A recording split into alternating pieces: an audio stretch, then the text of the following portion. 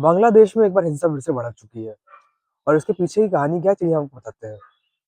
उस्मान हादी छात्र नेता जिसकी गोली मार के हत्या कर दी गई, उसको इलाज के लिए सिंगापुर भेजा गया और वहां पे इलाज के बाद उसकी मौत हो गई। उसकी मौत के बाद वहां पे हिंसा फिर से भड़क चुकी है। उस्मान हादी अगर आपको नहीं पता तो मैं आपको बताता हूँ कि उस्मान हादी वो एक छात्र नेता था जिसने शेख हसीना के प्रोटेस्ट में सबसे बढ़ चढ़ कर हिस्सा लिया था और उसके समर्थक बहुत ज्यादा थे। अब वहां पे उसकी मौत के बाद काफी हंगामा हो रहा है, फिर से हिंसा भड़क चुकी है। एक हिंदू लड़का, उसको बांग्लादेशी जो लोग हैं उन लोगों ने घसीट कर मारा और मार कर उसको नंगा करके उसको जिंदा जला दिया। इस बात से देश में विदेश में सब लोग इस टाइम पे बहुत दुखद समाचार सबके लिए है और सब लोग ट्वीट कर रहे हैं, इस टाइम पे इंस्टाग्राम पे स्टोरीज वगैरह लगा रहे हैं। एक मुहिम चल चुकी है उसके खिलाफ और ये मुहिम चलना भी चाहिए और बांग्लादेश को ये चीजें रोकनी चाहिए। अगर धर्म के नाम पे आप किसी को मार रहे हैं तो ये एक बहुत गलत चीज है। इस्लाम और मुसलमान कभी ये चीज नहीं बोलते कि आप किसी को धर्म के नाम पर मारिए या उसको जिंदा जलाइए। ये कहीं भी नहीं लिखा हुआ है और लोगों की मेंटेलिटी ऐसी होनी भी नहीं चाहिए। लेकिन एक वो लड़का जो उस्मान हादी छात्र नेता था, उसकी वजह से अब लोगों को वो मार रहे हैं, तो ये कहाँ तक सही है। मुझे लगता है इससे पहले भी जब हिंसा भड़की थी और हिंदुओं के घर जलाए गए थे, हिंदुओं की दुकान जलाई गई थी और अभी भी ये चीजें दोबारा से रिपीट हो रही है।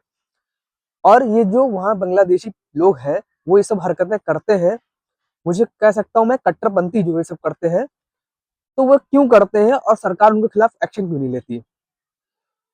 मोहम्मद यूनिस जो है, जो अभी बांग्लादेश के प्रधानमंत्री हैं, उनके हिसाब से ये कट्टरपंथी फैला करके सरकार बनाई जा सकती है, ये वोट बैंक है। तो मैं उनसे इस चीज से बोलना चाहूंगा, जिस दिन ये कट्टरपंथी आपकी तरफ पलट गए तब आप क्या करेंगे।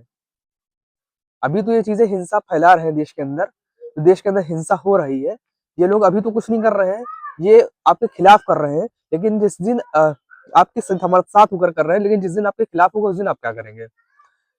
हिंसा के नाम पे लोगों को जलाया जा रहा है, लोगों को मारा जा रहा है धर्म के नाम पर, कहाँ तक ये सही है। बिल्कुल सही नहीं है ये चीज, मेरे हिसाब से अगर देखी जाए तो सभी के हिसाब से सही नहीं है। वहां पे एक ऐसी सरकार आनी चाहिए जो कि ग्रोथ और डेवलपमेंट की बात करे, ना कि हिंसा की हमेशा बात करे। बांग्लादेश आज बिल्कुल कंगाली की हालत में है और पाकिस्तान से हाथ मिलाने जा रहा है। और इन लोग कभी कभी औकात भूलकर ये भी भूल जाते हैं कि मैं भारत के खिलाफ एक्शन लूंगा, जबकि ये चीज भूल जाते हैं कि 1971 में जब बांग्लादेश का जन्म हुआ तो उसमें सबसे बड़ी भूमिका भारत ने ही निभाई थी। अगर भारत ना होता तो बांग्लादेश ना होता। भारत ने पाकिस्तान से लड़ाई करके बांग्लादेश को अलग एक राज्य घोषित करा, अलग देश घोषित करा और इनको पूरी जो है सम्मान के साथ एक नया देश बनाने की आजादी मिली। अब वो भारत के खिलाफ ही अपना जो है नया मोर्चा खोलने जा रहे हैं, पाकिस्तान से हाथ मिला चुके हैं। शेख हसीना तो खैर देश छोड़ के चली गई, उनके बारे में कुछ नहीं कह सकते। लेकिन जब युवा नेता ये कैसे उसको गोली मारी गई पता नहीं, गोली उसको लगी, सिंगापुर वो गया अस्पताल अपने इलाज के लिए। अब जब वो खत्म हो चुका है तो उसके खिलाफ इतने नारेबाजी करने से, हिंदुओं की दुकान जलाने से, हिंदुओं को मारने से आपको क्या ही मिल जाएगा। हिंदुओं की यहाँ भी कोई गलती नहीं है। मैंने जहां तक देखा है, देश में जहां भी जितनी जो भी कास्ट की मेजोरिटी होती है वो दूसरे कास्ट को दबाने की कोशिश करती है जो कम होते हैं। अगर बांग्लादेशी सरकार उपद्रवियों के खिलाफ एक्शन करे, टाइट एक्शन ले, तो ये दोबारा ये चीज करने की हिम्मत नहीं करेंगे। जैसे कि भारत देश में कुछ लोगों ने हिंसा फैलाने की कोशिश करी थी और यहाँ पे ऐसा एक्शन लिया गया कि दोबारा से किसी ने हिंसा फैलाने की कोशिश नहीं करी। तो सबसे पहले कहने का मतलब ये है कि हिंसा का जो भी समर्थन कर रहे हैं उन सबको जेल में बंद करो और जो जो हिंसा फैला रहे हैं उन सबको ऊपर स्ट्रिक्ट एक्शन लेते हैं। आज भारत देश एक ऐसा देश है जहाँ पे हिंसा फैलाने की कोई कोशिश नहीं करता है। अगर ऐसा ही देश और ऐसा ही स्ट्रिक्ट एक्शन बांग्लादेश में भी लिया जाए तो वहां पे ये सब सारी चीजें खत्म हो जाएंगी।